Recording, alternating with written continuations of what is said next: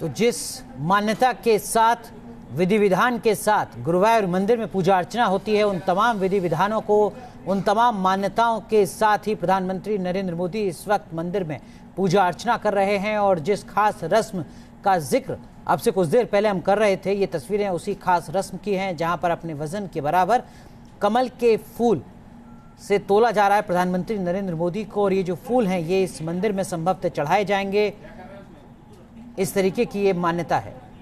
दक्षिण में वैसे अगर देखा जाए अंशिका, तो ज़्यादातर भगवान विष्णु या भगवान शिव की पूजा अर्चना ज़्यादा होती है, लेकिन भगवान कृष्ण का इस तरीके का प्राचीन मंदिर है। देश के बड़े हिस्से को शायद ही इस तरीके की जानकारी पहले हो। बिल्कुल। और लेकिन प्रधानमंत्री नरेंद्र मोदी का ये दौरा यहाँ पर हो रहा है तो कहीं ना कहीं पूरा देश अब ये जान पाएगा कि कितनी मान्यता इस मंदिर की है, खासतौर पर साउथ में, क्योंकि यहाँ पर श्री कृष्ण के बाल रूप की पूजा अर्चना की जाती है। हालांकि शिव की पूजा के बिना माना जाता है अनुराग जी कि यहाँ पर भगवान शिव की पूजा जब तक नहीं की जाती है तब तक श्री कृष्ण की पूजा भी अधूरी रहती है। और उसके पीछे का कारण ये है कि भगवान शिव की आज्ञा से ही ब्रह्मा जी ने यहाँ पर इस मूर्ति को विराजित किया था। और ये देखिए प्रधानमंत्री नरेंद्र मोदी जो हैं वो मंदिर से बाहर निकलते हुए भी हमें इस वक्त दिखाई दे रहे हैं मंदिर में। हालांकि वो जायजा भी ले रहे हैं और परिक्रमा करते हुए भी वो हमें यहाँ पर नजर आए। हालांकि प्रधानमंत्री नरेंद्र मोदी की इस यात्रा के कई मायने निकाले जा रहे हैं। धार्मिक पहलू तो है ही,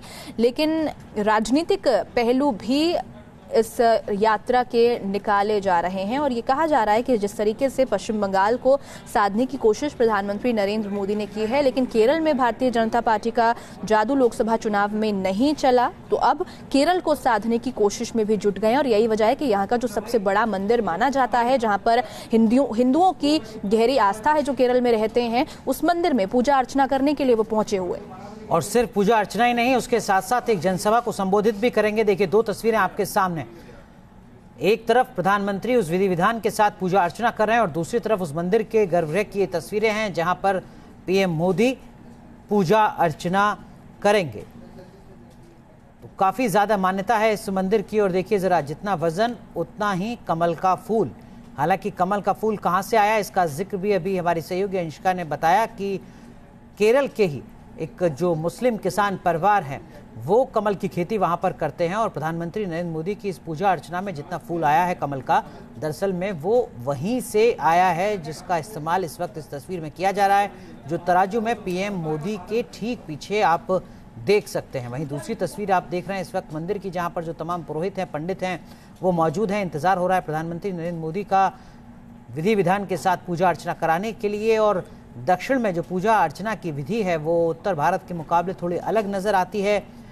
उसी तरीके की झलक यहाँ पर देखने को मिल रही है। पूरे मंदिर को सजाया गया है, विशेष तैयारियां यहाँ पर की गई हैं पूजा अर्चना के लिए, सुरक्षा इंतजामों के साथ साथ।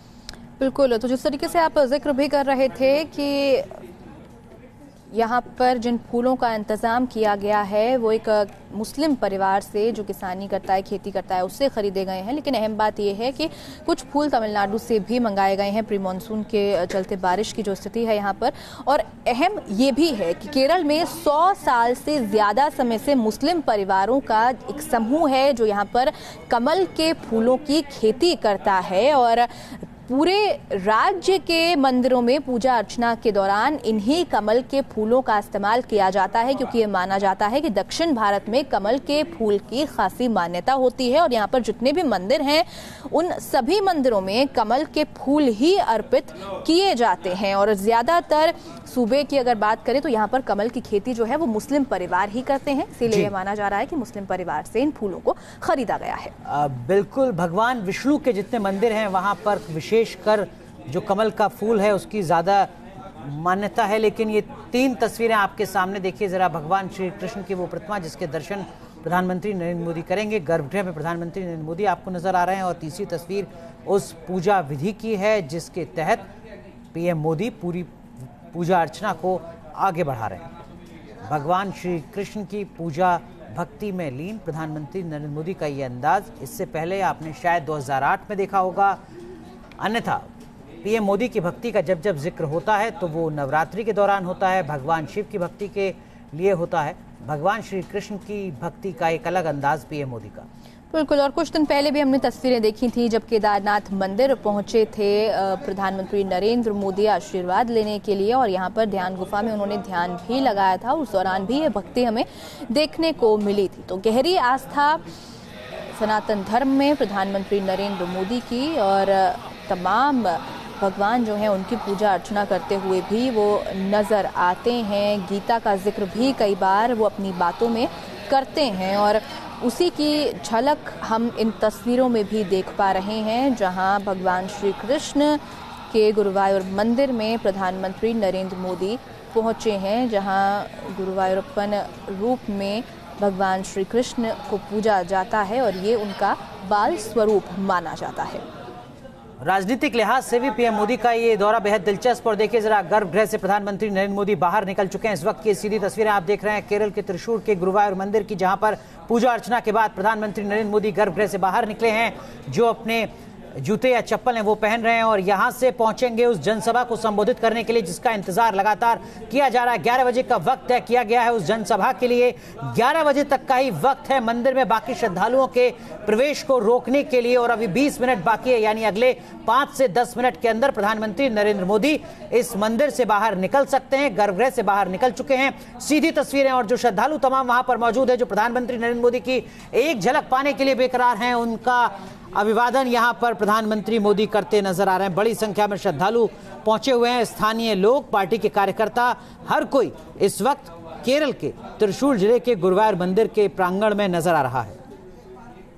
और यहाँ पर जब मंदिर से बाहर निकले तो जो लोग मंदिर के बाहर मौजूद हैं उनका भी अभिवादन करते हुए प्रधानमंत्री नजर आए थे। और 2 तस्वीरें हम आपको दिखा रहे हैं पारंपरिक वेशभूषा में किस तरीके से पूजा अर्चना करने के लिए वो पहुंचे, और उसके बाद तुलाभारम रस्म यहाँ पर की गई, जहाँ उनके वजन के बराबर कमल के फूलों को तोला गया, और इस रस्म अदायगी के दौरान ही ये जो फूल थे वो भगवान श्री कृष्ण को अर्पित किए गए। इससे पहले जब 2008 में गुजरात के मुख्यमंत्री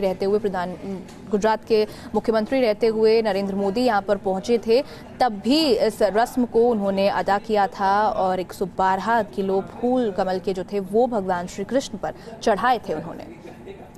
तो ये 2 तस्वीरें आपके सामने, एक तस्वीर अब से कुछ देर पहले की है जब पारंपरिक विधि विधान के साथ प्रधानमंत्री नरेंद्र मोदी ने पूजा अर्चना की। अपने वजन के बराबर कमल के फूल से उन्हें तोला गया, और इन कमल के फूलों का इस्तेमाल पूजा अर्चना में किया जाएगा। और दूसरी तस्वीर आप इस वक्त की देख रहे हैं, जहां सीधी तस्वीर प्रधानमंत्री गर्भगृह से बाहर निकल चुके हैं। मंदिर प्रांगण में इस वक्त प्रधानमंत्री नजर आ रहे हैं, मंदिर से बाहर निकल रहे हैं। 11 बजे उनको पहुंचना है एक जनसभा को संबोधित करने के लिए। त्रिशूर में ही ये जनसभा आयोजित की गई है, जहां पर प्रधानमंत्री संबोधित करेंगे। देखना दिलचस्प होगा कि पीएम मोदी केरल में इस जनसभा में क्या कुछ कहते हैं, क्योंकि राहुल गांधी कांग्रेस अध्यक्ष पहले से केरल में मौजूद हैं। उनका 3 दिन का दौरा है, और कल उन्होंने जिस तरीके से बीजेपी पर हमला किया, जनादेश को लेकर अपनी बात कही, अब हर कोई इंतजार कर रहा होगा प्रधानमंत्री नरेंद्र मोदी को सुनने का। बिल्कुल अनुराग, और क्या रिस्पांस मिलता है यहाँ पर प्रधानमंत्री नरेंद्र मोदी को इस जनसभा के बाद, ये भी देखना दिलचस्प होगा, क्योंकि लोकसभा चुनाव में जहाँ पूरे देश में भारतीय जनता पार्टी का जादू चला, लेकिन केरल में वो जादू चलाने में नाकाम रही थी बीजेपी।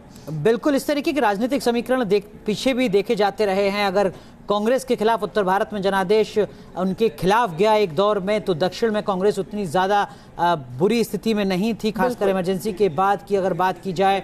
कुछ इसी तरीके की स्थिति 2004-2009 में भी नजर आती है, 2014 में भी नजर आती है, और 2019 में भी, जो आप कह रही हैं कि अगर उत्तर भारत में या देश के बड़े हिस्से में अगर भारतीय जनता पार्टी ने अपेक्षाकृत बहुत बेहतर काम किया, तो केरल में वो तस्वीर नजर नहीं आती थी। लेकिन अब इंतजार उस तरीके के तमाम सवालों के जवाब तलाशने का, क्योंकि अब से कुछ देर में केरल की जनसभा को संबोधित करने जा रहे हैं पीएम मोदी। और तस्वीरें हम आप तक पहुंचाएंगे, लेकिन फिलहाल यहाँ रुक रहे हैं कुछ पलों के लिए। आप देखते रहिए न्यूज़ नेशन।